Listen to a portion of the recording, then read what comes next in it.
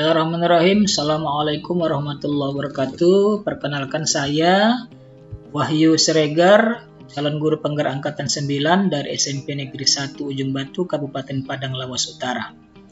Oke, baiklah, di video kali ini saya akan memaparkan kesimpulan dan refleksi pemikiran Ki Hajar Dewantara pada modul 1.1 koneksi antar materi. Pendidikan vs pengajaran.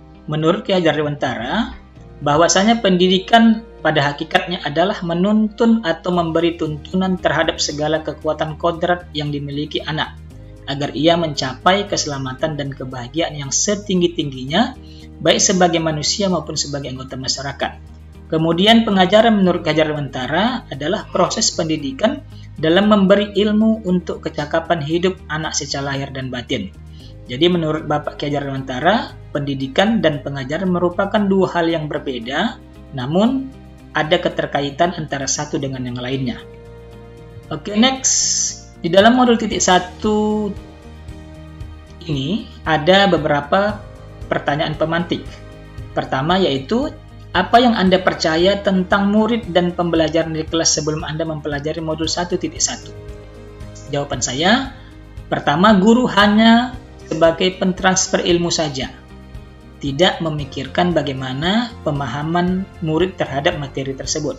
Kemudian saya atau guru juga beranggapan bahwa ketuntasan materi lebih penting daripada memahami karakteristik peserta didik.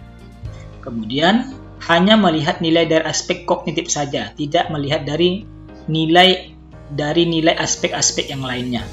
Kemudian saya pun beranggapan bahwa murid hanya sebagai objek pembelajaran, sehingga pembelajaran terpusat pada guru. Itulah yang disebut dengan teacher center.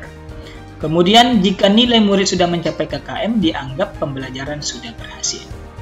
Oke, selanjutnya masih pertanyaan yang sama, yaitu saya tidak memperdulikan apakah murid sudah benar-benar paham dari apa yang saya ajarkan, karena fokus utama saya lebih ke tercapaian materi, mengingat materi yang saya ajarkan cukup padat tiap semesternya.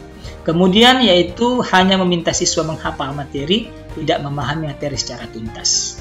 Ini adalah jawaban untuk pertanyaan yang pertama. Kemudian untuk pertanyaan yang kedua, apa yang berubah dari pemikiran atau perilaku Anda setelah mempelajari modul ini? Seharusnya, setelah mempelajari modul ini, saya melakukan proses pembelajaran secara menyeluruh, tidak sebahagian-sebahagian. Semua nilai-nilai aspek harus dikemukakan di dalam pembelajaran. Apa itu nilai-nilainya? Pertama yaitu nilai kognitif, kemudian afektif, psikomotor, budaya, sosial, dan spiritual.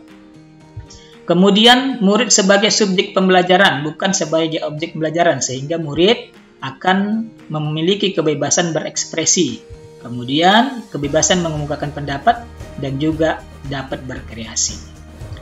Oke, selanjutnya masih pertanyaan yang sama, yaitu guru harus menjadi fasilitator dalam pembelajaran, bukan menjadi subjek, bukan menjadi pelaku utama di dalam pembelajaran.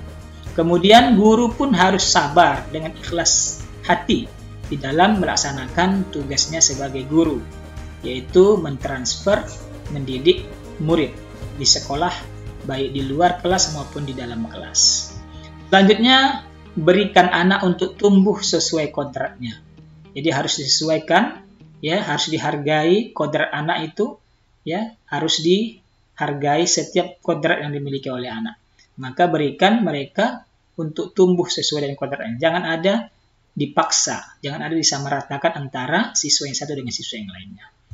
Oke, next, selanjutnya untuk pertanyaan yang ketiga, yaitu pertanyaan terakhir, apa yang dapat segera Anda terapkan lebih baik agar kelas Anda mencerminkan pemikiran Ki Hajar Dewantara?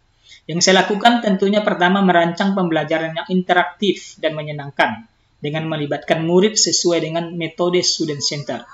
Artinya melibatkan murid, apakah mereka senang atau tidak.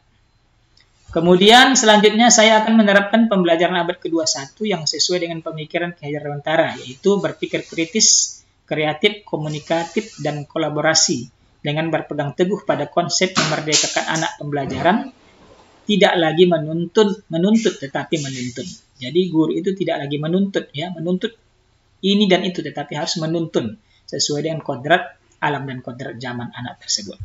Oke, selanjutnya memberikan contoh yang baik. Ya, ini adalah sesuai dengan semboyan Ki Hajar Dewantara, yaitu di depan menjadi contoh, di tengah menjadi penyokong, dan di belakang menjadi pendorong. Oke, selanjutnya guru akan menghamba kepada murid. Artinya, di dalam sebuah proses pembelajaran, maka muridlah yang menjadi topik utama, ya, yang menjadi fokus kita utama. Oke, baiklah, itulah ya kesimpulan antar materi untuk modul 1.1. Cukup sekian. Assalamualaikum warahmatullahi wabarakatuh.